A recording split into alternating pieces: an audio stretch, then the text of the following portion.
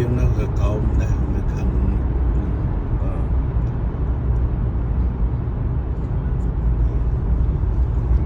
លើសាគីធំធំ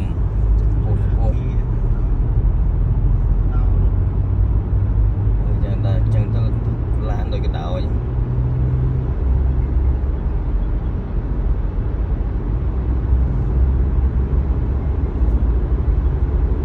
ឆ្ងាយទេតែខ្ញុំណានៅក្នុងសរិចនឹងដែរទេបងមិនចង់និយាយថានេះផ្លូវនេះឆ្ងាយទេតែដឹង1គីឡូជាងហ្នឹងលើបានមើលផងខ្លួនណាវាតែនេះគេដាក់ចម្ងាយទៅដល់នេះវាដាក់ចម្ងាយពីរត់លឿន80ទេតា8គេដាក់លឿន80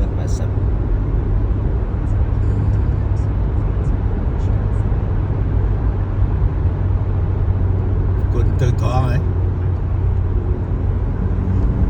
នេះបែកទៅឆ្នាំមួយបែកទៅឆ្នាំមួយទៅត្រង់មានពីណាទេមកកណា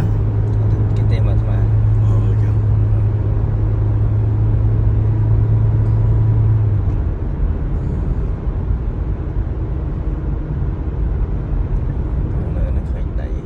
នឹង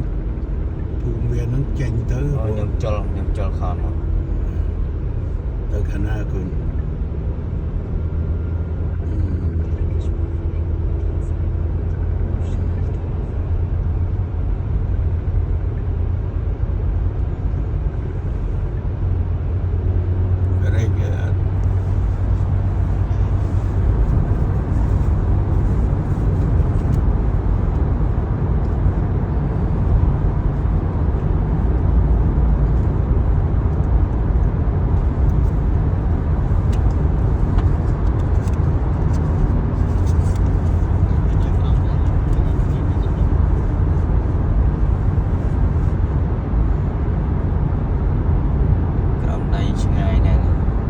រហូតគាត់បាទ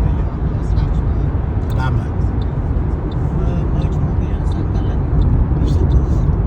វិញទៅទូណានេះយើងនៅកណ្ដាលស្រួលចេញឆ្វេងស្ដាំនៅកណ្ដាលស្រួលផ្លូវឆ្ងាយណាទៅវិញទៅទូគាត់នៅបាលីសឡែនយកទៅស្ដាំទៀតស្ដាំទៀតហើយនេះ2គីឡូ2គីឡូឡើង4នាទីណា3នាទីជិត4នាទី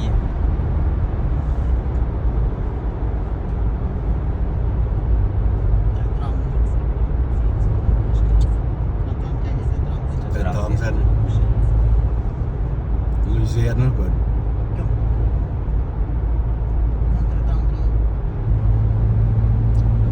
អស្វាតទៅមុខបន្ត